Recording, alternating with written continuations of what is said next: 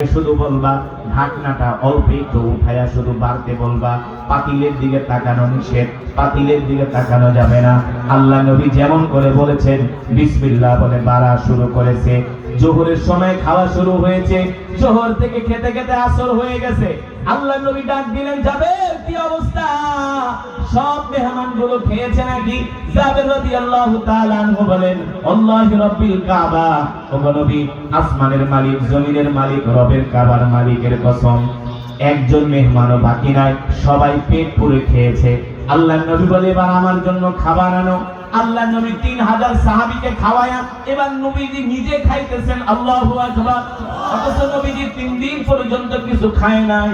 আল্লাহ তাআলা সেই কথাই কোরআনুল কারীমের মধ্যে বলেন, লাকাদ জাআকুম রাসূলুম মিন আনফুসিকুম আজিজুন আলাইহি মা আনিতুম হারিসুন আলাইকুম বিল মুমিনিনা রাউফুর রহিম ফাইন তাওয়াল্লাউ ফাকুল হাসবিয়াল্লাহু লা ইলাহা ইল্লা হু আলাইহি তাওয়াক্কালতু ওয়া হুয়া রাব্বুল আরশিল আযীম। আল্লাহু আকবার।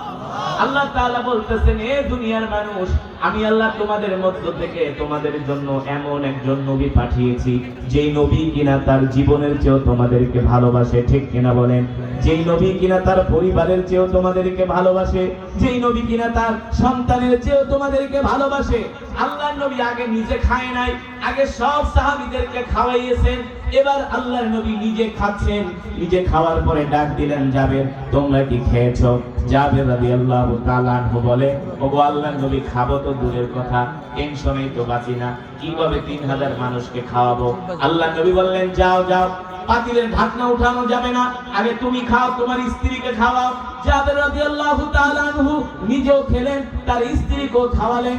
এবার আল্লাহর নবী ডাক দিয়া বলেন, জাবের, এবার গোশতের পাতিলের ঢাকনাটা উঠায়া দেখো কি অবস্থা।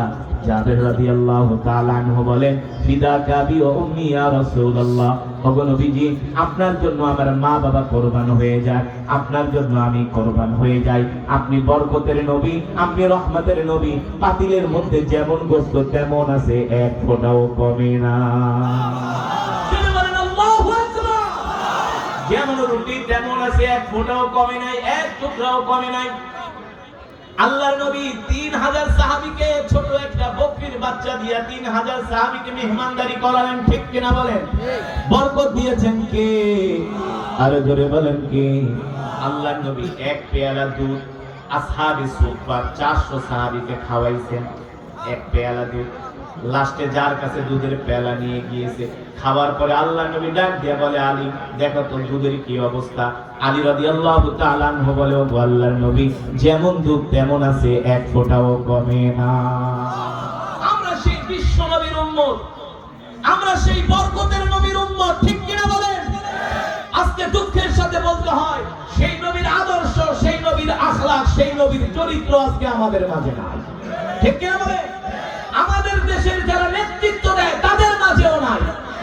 যারা নেতৃত্ব দেয় তাদের মাঝে যদি আল্লাহ রাসূলের আদর্শ না থাকে, আল্লাহ রাসূলের আখলাক চরিত্র না থাকে, সেই দেশে কোনোদিন শান্তি আসতে পারে না। ঠিক কিনা বলেন? যদি বাংলাদেশে শান্তি প্রতিষ্ঠা করতে চান, পৃথিবীতে একটি শক্তিশালী রাষ্ট্র হিসেবে যদি বাংলাদেশকে বিশ্বের মানচিত্রে তুলে ধরতে চান, তাহলে এমন রাষ্ট্র নেতাদেরকে ক্ষমতায় বসাতে হবে যারা কোনোদিন জনগণের চাল, তেল আর কম্বল চুরি করবে না। ঠিক কিনা বলেন? আল্লাহু আকবার। ইসলামের শত্রুরা হুঁশিয়ার সাবধান, হুঁশিয়ার সাবধান, ইসলামের শত্রুরা। কেমন নেতা ছিলেন এই বিবারিয়ার কৃতি সন্তান, এই বিবারিয়ার কৃতি সন্তান মজলুম আলেম দ্বীন আল্লামা মুফতি ফজলুল হক আমিনী রাহমাতুল্লাহি আলাইহি। ঠিক কিনা বলেন? মৃত্যুর আগ পর্যন্ত তিনি গৃহবন্দী ছিলেন, স্বৈর শাসক হাসিনার কাছে মাথা নত করে না। ঠিক কিনা বলেন? এমন আলেম ছিলেন আল্লামা সাইদি রাহমাতুল্লাহি আলাইহি। সাইদিকে তোমরা রাজাকার বলতে পারো, আমরা বলি সাইদি হলো আমাদের গর্ব, আমাদের অহংকার। ঠিক কিনা বলেন? সাইদি সাহেব তো ইন্তেকালের পরে আল্লাহ তাকে জান্নাত দিয়ে দিতে, কিন্তু তোমরা যারা তার উপর অত্যাচার করছো তোমাদের মায়ের এখনো শেষ হয় না। দুনিয়া তো মার খাবা, কবরেও মার খাবা, ঠিক কি বলে?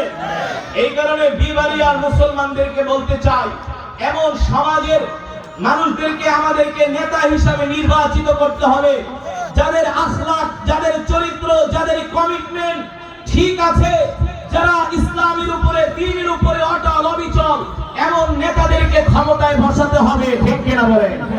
নইলে কিন্তু ইতিপূর্বে যারা ক্ষমতায় ছিল তাদের মতো ভালো কিছু আশা করা। এই কারণে আগামীর বাংলাদেশ হবে কোরআনের বাংলাদেশ, আগামীর বাংলাদেশ হবে আলেম ওলামার বাংলাদেশ, ঠিক কিনা বলেন? আজকের এই মাহফিল থেকে বলতে চাই, আমার ভাই আমির হামজা আপনাদের জন্য যে আয়োজন করেছিল, ঠিক কিনা বলেন? এত লক্ষ লক্ষ টাকা খরচ করে হেলিকপ্টার